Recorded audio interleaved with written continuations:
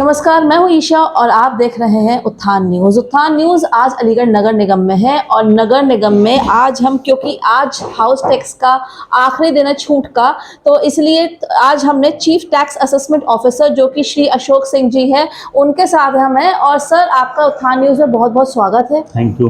Sir, पहले तो हम जानना चाहेंगे, ये जो हाउस टैक्स है या कोई भी टैक्स होता है, इसका असेसमेंट कैसे करते हैं आप? इसका असेसमेंट करने का सबसे आसान तरीका है कि जब जनता चाहे तो हम सेल्फ असेसमेंट का पोर्टल भी है मेरा नगर निगम का, उस पर स्वयं असेसमेंट कर सकती है। उसमें असेसमेंट करने के लिए प्रत्येक मोहल्ले का, प्रत्येक रोड का जो है कारपेट रेट डिसाइड है और वो हमारे पोर्टल पर है। उस पोर्टल से वो अपना कारपेट एरिया निकालें। कारपेट एरिया निकालने के तरीके भी हैं, नक्शे से निकाल सकते हैं अथवा उनको जब समझ में ना आवे तो जितना उनका स्क्वायर फीट बना हो उसका जो है 80% ले लें, वो ले लें। गुड़े जो हमारा रेट है उससे गुड़ा करें, तो 1 महीने का हो गया, उसमें 12 का गुड़ा करेंगे, 12 महीने का हो जाएगा। उसमें जब स्वयं निश्चित रहते हों रेट का गुड़ा कर देंगे। उसमें जब स्वयं निश्चित रहते हों तो 25% की छूट तब मिलेगी। 10 साल के अंदर का होगा, 20 साल के अंदर का होगा तो 32.5% छूट, और 20 साल से ऊपर का होगा तो 40% छूट मिलेगी। अच्छा। उसके बाद कोई रेंज नहीं है। उसको करने के बाद जो वार्षिक मूल्य आएगा उसका 15% हमारा 24.5% उसमें हाउस टैक्स, वाटर टैक्स और सीवर टैक्स तीनों मिलाकर होता है जी।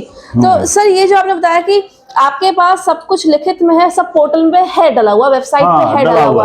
अगर हम बात करें सर्कल रेट्स की या फिर फ्लोर्स की, जैसे कि स्टोरी वाइज होता है, first ground floor, first floor, second floor, तो उसके हिसाब से भी तो डला होना चाहिए कि नहीं?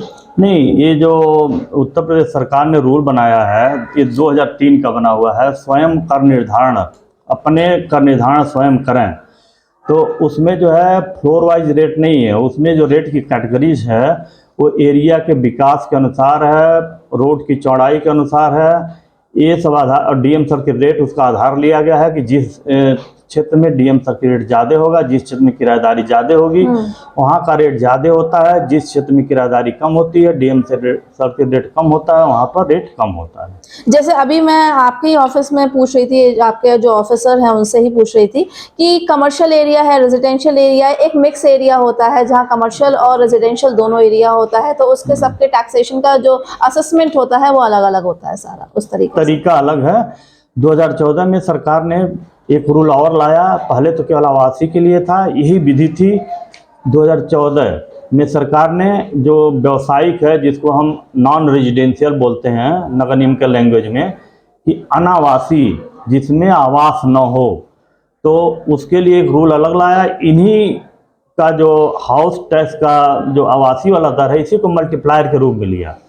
मल्टीप्लायर के रूप में लिया जाता है कि जैसे 5 स्टार होटल हो तो उसका 6 गुना, 3 स्टार होटल इत्यादि हो 3 गुना, ऐसे करके 12 कैटेगरीज बनाई। हॉस्पिटल हो तो 3 गुना, स्कूल हो तो 1 गुना, ऐसे बहुत सारे करके 12 कैटेगरीज में सारे भवन लिए गए और उसी मल्टीप्लायर से कमर्शियल निकाला जाता है ताकि सिमिलरिटी रहे, उसमें कोई भेदभाव ना हो और जनता जो है उसको इजीली कर सके। जी सर, सरकार का उद्देश्य ही था। सर, हमें जानना था, ये जो टैक्स कलेक्ट होता है ये कैसे कैसे खर्च होता है, क्योंकि जब टैक्स देता है तो डेवलपमेंट भी चाहिए होता है। जी जी बिल्कुल। किस हेड्स में कैसे आप इसको खर्च करते हैं? कोई अकाउंट्स है, कोई ट्रांसपेरेंसी है, कहीं पे वेबसाइट पे, पोर्टल पे है ये चीज?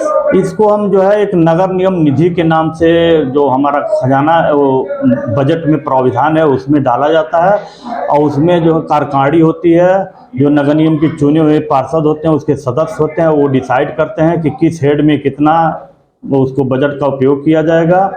उसके अनुसार जो है उस वार्ड में, उस हेड में धन खर्च होता है जहाँ पर आवश्यकता होती है। सर, एक आखिरी सवाल बस हम आपसे पूछेंगे, क्योंकि आज लोगों की लंबी भीड़ है, बस इतना जानना है कि अगर अलीगढ़ की ही सिर्फ बात करें तो टैक्स लिया जा रहा है लेकिन डेवलपमेंट कहीं नहीं किए जा रहे हैं। कहीं भी जो है अगर देखा जाए पार्किंग स्लॉट्स, पार्किंग नहीं है लोगों के लिए, कहीं भी कोई टॉयलेट्स की प्रॉपर सुविधा नहीं है, कहीं पे कोई एंक्रोचमेंट हो रहा है उसको कोई मना नहीं करने वाला है किसी भी तरीके से। हालांकि टाइम टू टाइम आपका एक अभियान चलता है लेकिन उससे कोई फर्क नहीं पड़ता है।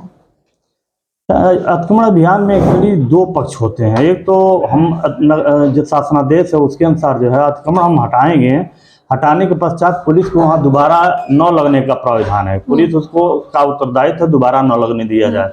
नगर निगम बार बार हटाता है, लेकिन पुलिस वहाँ पर दोबारा न लगने के लिए प्रयास नहीं करती है, जिस कारण से इस तरह की समस्या होती है। और तीसरी ये भी है कि अब जो है रोजगार की अधिकता के कारण जो है बेरोजगारी की अधिकता के कारण लोग रोड पर ज़्यादा करते हैं। प्रधानमंत्री स्वनिधि योजना भी आ चुकी है, जिसको जो है रोड पर व्यवसाय करने के लिए उनको लाइसेंस दिए गए हैं। लेकिन हम लोग प्रयास करते हैं कि वो फुटपाथ पर पीछे रहें, अतिक्रमण हमको यातायात में असुविधा ना हो। वेंडिंग जोन्स बनाए हाँ, हैं वेंडिंग जोन। तो अलीगढ़ पहला नगर निगम है पूरे प्रदेश में जिसने जो 30 वेंडिंग जोन बनाए हैं, वेल फर्निश्ड, बहुत अच्छे वेंडिंग जोन बनाए हैं। उनका जो है वो 6 को सदन होने के बाद जो है दीपावली के बाद उसका अलॉटमेंट है, ताकि जो जितने रोड पर वेंडर्स हैं वहां पर चले जाएं। जी जी, ठीक है। Thank you sir, thank you so very much for your time. बहुत बहुत धन्यवाद आपके। जी, ये था हमारे साथ श्री अशोक सिंह जी, जिन्होंने हमें बताया कि टैक्स का कैसे असेसमेंट किया जाता है, जिन्होंने हमें बताया कि किस तरीके से आप अपना खुद असेसमेंट कर सकते हैं वेबसाइट पर जाने के बाद, और भी क्वेश्चंस के जवाब दिए। आप ये इंटरव्यू जरूर देखिएगा। देखते रहिए उत्थान न्यूज ईशा के साथ।